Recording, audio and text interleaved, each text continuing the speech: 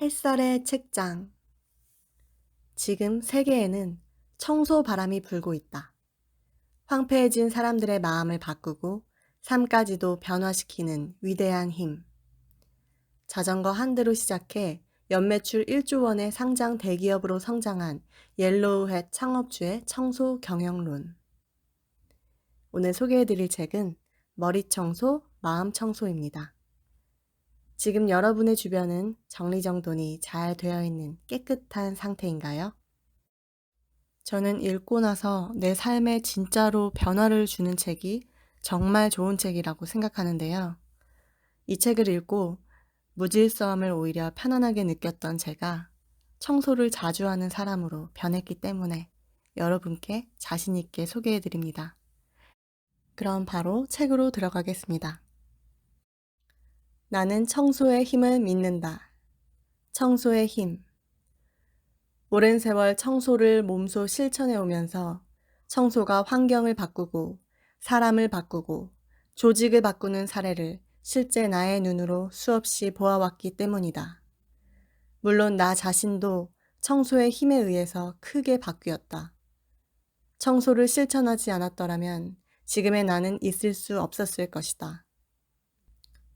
실제로 청소를 해보면 알겠지만 깨끗하게 청소를 해놓으면 거기에는 청소한 사람만이 느낄 수 있는 충만감과 상쾌함이 깃들게 된다. 고민이 있을 때, 스트레스를 받을 때는 청소로 주위를 깨끗하게 정리정돈하면 머릿속도 말끔해질 것이다. 청소는 분명 사람의 머릿속도 바꾸어 놓는다. 한 번의 청소로도 머리가 말끔히 정리될 정도이니 오랫동안 청소를 생활화한다면 그 사람의 얼굴이 바뀌고 나아가 인격마저도 바뀐다. 청소란 머릿속을 청소하는 것이고 동시에 마음속을 정화하는 것이다. 내가 여러분에게 청소의 실천을 권하는 까닭이기도 하다. 나는 청소의 힘을 믿는다. 청소에는 사람을 근본부터 바꾸는 힘이 있다. 옐로우햇이라는 회사를 창설한 이래 40여 년간 끊임없이 청소를 실천해 오면서 나는 청소로 사람이 바뀌거나 직장과 학교가 달라지고 조직이 변하는 수많은 체험들을 해왔다. 그리고 그런 체험을 할 때마다 사람의 마음을 차분하게 가라앉히고 온화하게 만들기 위해서는 환경을 깨끗하게 청소하는 것이 가장 효과적이라는 사실을 깨달았다. 내가 청소를 시작했을 무렵에는 청소 같은 것은 시간이 나는 사람이 하는 일, 중요한 일을 하지 않는 사람이 하는 허드렛 일 정도로 인식되고 있었다. 그래서 회사에서 내가 청소를 시작했을 때에도 처음에는 아무도 주목하지 않았다. 그러나 지금은 다르다. 모든 직원이 힘을 모아서 매일같이 청소를 하고 있다. 그래서 우리 회사는 현관, 복도, 사무실에서 화장실에 이르기까지 늘 구석구석 반짝반짝 윤이 난다. 회사를 방문하는 고객들이 놀랄 정도다. 회사가 청소를 해서 반짝거리기만 하는 것은 아니다. 이러한 공동작업은 직원 간의 연대감과 협동성을 높였다. 결과적으로 사내의 인간관계가 굉장히 좋아졌다. 그리고 무엇보다 청소로 환경이 깨끗해지자 회사 분위기가 부드러워졌다. 온화한 분위기는 그곳에 있는 사람들의 까칠한 마음을 없애준다. 분노도 사그라뜨린다. 청소를 계속하면 허풍이 아니라 사람에 따라서는 못 알아볼 정도로 인상이 좋아지기도 한다. 어떠한 이유나 목적 없이 청소한다는 것 그 자체에 의미가 있다. 그리고 여기에 한마디 덧붙이면 청소는 매일 하는 데 의미가 있다. 때때로 한꺼번에 몰아서 하는 청소는 그 효과가 절반으로 줄어든다. 나 자신도 매일 청소함으로써 달성의 소중함을 체감하고 실로 많은 것을 배울 수 있었다. 청소처럼 재미라고는 전혀 없는, 당장 어떤 도움도 주지 않고 대가도 없는 일을 착실히 매일 꾸준히 계속하는 것이 살아가는데 무엇보다 큰 힘임을 나는 믿어 의심치 않는다. 우리 회사는 자동차 관련 일을 하고 있기에 직원들이 업무용으로 사용하는 자동차도 매일 깨끗하게 청소한다.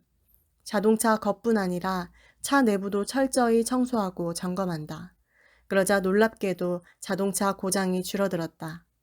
이상하게도 사고도 거의 일어나지 않았다. 운전하는 직원들의 마음이 부드러워졌기 때문이라 생각한다. 청소라는 것은 사물을 소중히 여기는 것이기도 하다. 그리고 사물을 소중하게 여긴다는 것은 결국 사람을 소중히 여기는 마음과 닿아 있다. 그러나 사물을 소중히 여기는 마음이라도 다음의 경우는 바람직하지 않다.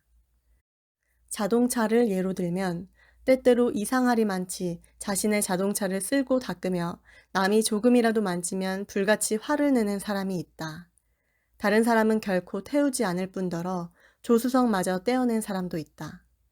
이래서는 안 된다. 이것은 청소라고 할 수 없다. 오히려 병적인 것으로 현대사회가 앓고 있는 질병의 온상이라고 할 만큼 중대한 문제이다. 내가 청소하면 누군가의 기분이 좋아진다. 누군가 기뻐한다. 누군가의 마음이 부드러워진다. 그것으로 나 자신도 기쁜 그런 청소를 했을 때 사람은 무엇인가를 발견하는 것이다. 청소와 뇌. 과학 연구 덕분에 지금까지 알지 못했던 사실을 알게 되었다. 뇌과학의 세계에서 연구를 통해 인간의 뇌는 아름다운 것을 보거나 좋은 기억을 떠올릴수록 활성화된다는 사실을 밝혀냈다. 나는 그런 과학적인 이론에 대해서는 전혀 몰랐지만 적어도 인간은 지저분한 것보다 깨끗한 것을 보면 뇌가 좋은 방향으로 움직일 것이라고 생각하고 있었다. 그랬기 때문에 우선 가정에서의 생활 환경, 나아가 직장과 학교에서의 환경을 깨끗하게 정돈할 것을 권장해 왔다. 과학적인 근거는 없었지만 경험에 의한 굳은 확신을 가지고 실천해 왔다. 그런데 그것이 최근에 과학적인 사실로 밝혀져서 매우 기쁘다. 자신의 손발을 사용해서 주위 환경을 깨끗이 청소하는 것은 결과적으로 머릿속과 마음을 청소하는 것과 같다. 그리고 그것은 이제 과학적으로도 입증되었다. 또한 연구 결과에 따르면 반야심경을 암송하거나 논어를 읊조릴 때도 뇌 전체가 활성화되어 좋은 방향으로 움직인다고 한다. 반야심경이나 논어가 가지고 있는 독특한 리듬이 뇌를 활성화하는 것인지 아니면 고전의 문장을 암기하는 행위 자체가 뇌를 활성화하는 것인지는 알 수 없지만 그것이 뇌를 활기차게 만든다니 놀랍다. 옛 우리 선조들은 어릴 때부터 의미를 채 알기 전부터 논어를 큰 소리로 암송했다. 어떤 과학적인 결과에 따랐다기보다는 오랜 경험을 통하여 큰 학습 효과를 보았기 때문일 것이다. 그래서 어릴 때부터 아이들을 훈련시키지 않았을까? 덧붙여 우리는 예전부터 생각이 조금 미치지 못하는 사람을 가리켜 단세포라고 했다. 세포가 잘 맞물려 있지 않아 작은 덩어리로 존재하는 상태를 가리키는 말로 결국 뇌세포가 활성화되지 못했다는 의미다. 이 말 또한 그냥 우스갯소리로 사용한 말인데 알고 보니 과학적으로 핵심을 찌르는 표현이었다. 앞으로 뇌에 대해서 더 많은 사실이 밝혀질 테지만 뇌세포의 수는 누구나 거의 비슷하다고 한다. 남과 비교해서 2배 혹은 3배로 많은 사람은 없다. 그저 거의 비슷한 수의 뇌세포를 활성화했는가 혹은 그러지 못했는가의 차이로 멋진 생각을 해내는 사람이 있는가 하면 시시한 것밖에 생각해내지 못하는 사람이 있는 것이다. 결국 뇌세포를 활성화함으로써 보다 나은 인생을 살 수 있다. 그 시작이 바로 청소이다. 기의 흐름. 앞에서 이야기한 사례로도 알 수 있듯이 청소는 기의 흐름을 좋은 방향으로 개선해준다. 도로 옆 도랑 안에 낙엽이나 쓰레기가 들어가면 당연히 물이 고이고 탁해진다. 그리고 그대로 내버려 두면 마침내 물은 썩을 것이다. 그대로 방치하면 거기에서 생활하는 사람의 마음도 고이고 탁해지고 썩어간다. 공기의 흐름과 물의 흐름을 본래의 상태로 돌려놓음으로써 좋은 기가 흐르게 되고 좋은 마음이 된다. 죽어가던 것이 되살아난다. 이것이 청소의 효과다. 나는 풍수에 대해서는 잘 모르지만 풍수라는 것도 틀림없이 인간의 경험이 축적되면서 나온 사고일 것이다. 다른 누군가가 청소하고 깨끗해진 장소를 사용하는 것도 물론 기분 좋은 일이지만 자신의 손으로 직접 청소해 깨끗하게 만들었을 때의 성취감은 아마 청소한 당사자가 아니면 도저히 알 수 없을 것이다. 결국 청소는 그곳을 깨끗하게 하는 동시에 청소하는 사람의 마음속과 머릿속 기의 흐름을 좋아지게 한다. 지혜. 지혜는 땀에서 오는 것이다. 영국의 사상가 토머스 칼라일의 말이다. 지식은 책을 읽으면 얻을 수 있지만 지혜는 땀을 흘리는 것, 즉 실제로 행동하지 않으면 얻을 수 없다. 청소를 함으로써 좋은 일이 많았다. 사람들은 그 이야기를 듣고 정말일까? 라고 생각할 것이다. 여기까지는 누구나 똑같다. 그 다음부터는 두 부류로 나눌 수 있다. 한번 해보자 라며 실제로 몸을 움직이는 사람과 머릿속으로 납득할 때까지 몸을 움직이지 않는 사람이다. 의외로 많은 사람들이 후자에 속한다. 논리적으로 납득할 때까지 전혀 움직이지 않는다. 그런 사람은 아무리 지식이 많아도 땀이 보낸 선물, 살아있는 지혜를 얻을 수 없다. 단 지혜에도 한 가지 결점이 있다. 지혜는 한번 몸에 익으면 한평생 가기 때문에 나쁜 지혜도 평생을 갈 수 있다는 점이다. 지우려 해도 지울 수 없다. 그래서 좋은 지혜를 갖도록 노력하고 나쁜 지혜는 줄이도록 노력해야 한다. 장점을 키우면 단점이 눈에 띄지 않는 것과 같은 이치다. 마지막으로 나오는 글 중 일부를 읽어드리겠습니다. 쓰레기가 떨어져 있으면 즉시 줍자. 그만큼 거리가 깨끗해진다. 신발이 흐트러져 있으면 가지런히 정리하자. 다음에 누군가 신발을 신으려 할 때 작은아마 도움을 받게 될 것이다. 그처럼 아주 사소한 것을 철저히, 그러나 아무런 대가도 바라지 말고 계속하는 것이다.